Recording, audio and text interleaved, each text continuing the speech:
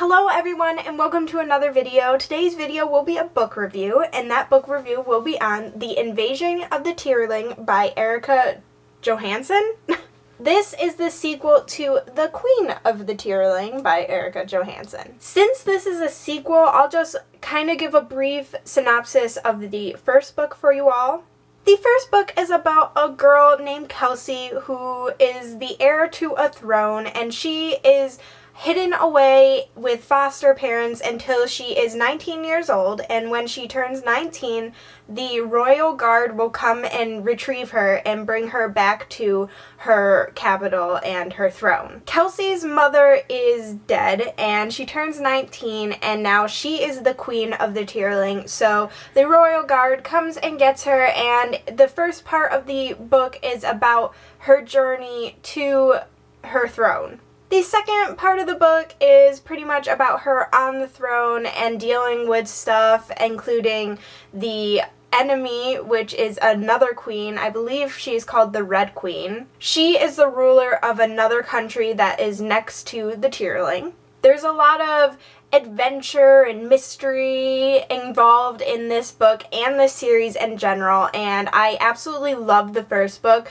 and I gave it 5 out of 5 stars. I didn't do a full review on it. I wish I had, but I didn't. It was one of my favorite books of 2014, so I highly recommend you pick it up. Now on to my review of the second book in the series. I gave this one a 4.5 out of 5 stars, I believe. This one starts off where the first book ends. I'm not going to go too in-depth about the plot of this one because I do not want to spoil anything, but I will say that I enjoyed it, and not as much as the first one, but I did really enjoy it. We get a lot of the same characters in this book as we did in the first book, and I loved seeing these characters again. I loved seeing Kelsey and seeing her, or reading about her rather, on her throne and being this really tough, badass queen. I know that's not a lot of information for the second book in the series, but since it is the second book in the series, I didn't want to spoil anything. I will say that both of these books, this series, is really good, and I highly recommend you pick it up. Now I'm going to get into a spoiler section for this book. If you haven't read the first book or the second book, please leave now and then read the book and come back and watch it. Are you gone? Okay, now that it's just the people who have read the books, let's get into some spoilers. One of the biggest things I absolutely love about this series is the relationship between Kelsey and her guards. They are so cute and funny together, and I love how there is a variety of ages with the guards. The Mace is absolutely my favorite person ever. He's not afraid to speak his mind with Kelsey, and she loves that he does.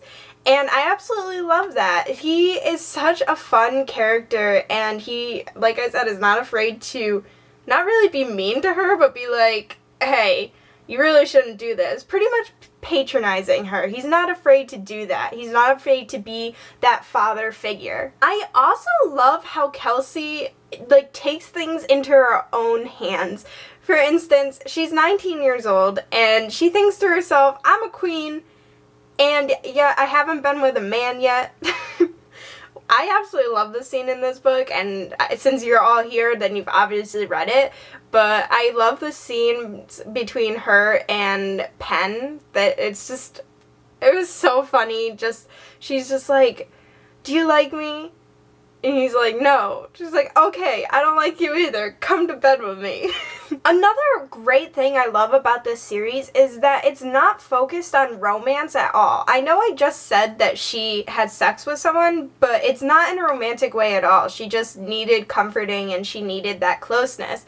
And I love how it's not focused on romance. It's more focused on the politics and the mystery behind everything that's going on in her world. Kelsey is really intrigued with a male character that you meet in the first book called the Fetch, and what I like is that you didn't meet him really at all in the second book. He's still such a huge mystery to us. I love how Erika Johansen weaved the mystery around the Fetch, because you learn some things about the Fetch which made it even more of a mystery to us, and I love that. I love how it wasn't given away right in the second book or even the first book. I love how it wasn't given away, and now you're even more confused about who this guy is. I have no idea who the Fetch is. I don't know his real name at all, because you learn in this book that he cannot die. He cannot hurt himself, and nobody else can hurt him.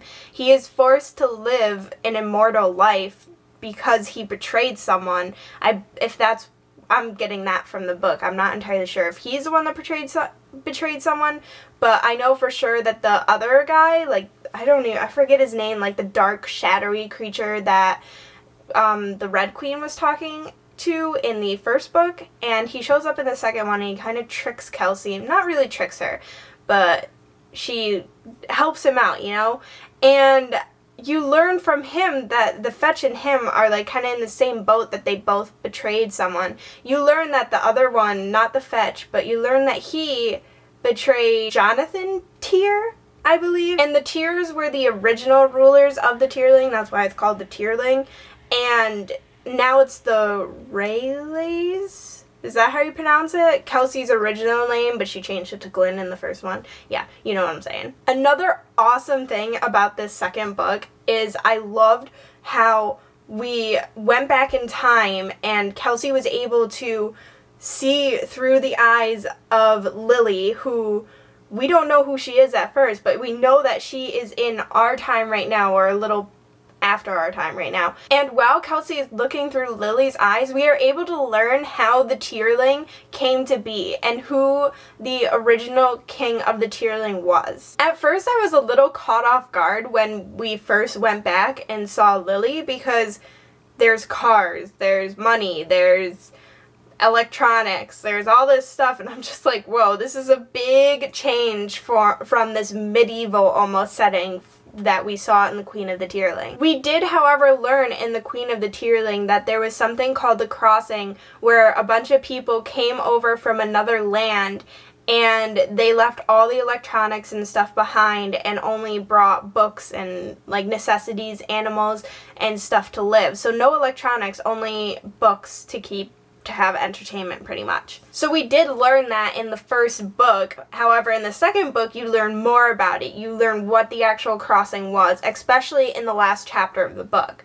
And I love how we were able to see that. And I'm very interested to see in the third book if we see more of Lily and see if Kelsey can look through other people's minds, pretty much. There was one thing that I wasn't really okay with in this book, and that was how Kelsey is supposed to be this, not fat, she's a little on the heavier side, she's not what they call beautiful, she's average, and I really liked how a main character was just an average looking girl, and she was on the heavier side, and I liked that in the first book, but in this book she changed. The magic changed her into a gorgeous queen. I'm just like, why? Why can't we just have average looking girls and not this gorgeous girl that everyone wants to look up to? I mean, let's face it, not everyone is drop dead gorgeous, and why in books is it a normal thing where female characters have to be drop dead gorgeous to gain attention from men or their significant others or anything like that? And I loved how Kelsey wasn't like that, and I liked how that was different, but then Erika Johansen had to go and ruin it and make her drop dead gorgeous in this one because of freaking magic. Okay, rant done about that part. Rant is over. I will say that the ending with Kelsey and what she did was pretty predictable. I knew she was going to do this, and I knew, because it's pretty obvious that any queen who loves her kingdom and her people as much as Kelsey does will sacrifice herself to save them, and I'm excited to see how the Mace and her guards get her back, because now that she's captured by the Red Queen. Another great thing about this series that I'd real quick like to mention is I love how there are other points of views, not only Kelsey and Lily, but we get a jailer's perspective and a young girl's perspective. By the way, that young girl, what's her name? I forget her name. Asa? I just looked it up. Asa.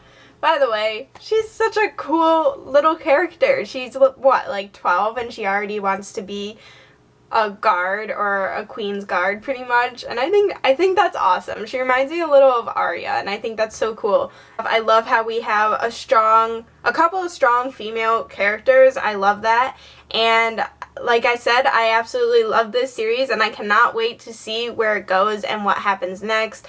I'm just so freaking excited. I'll probably have to reread these two before the third one comes out, which won't be until like next year or something like that. Please comment down below and tell me what you thought about these books if you've read them already. Please like this video and subscribe. I will see you all next time. Bye!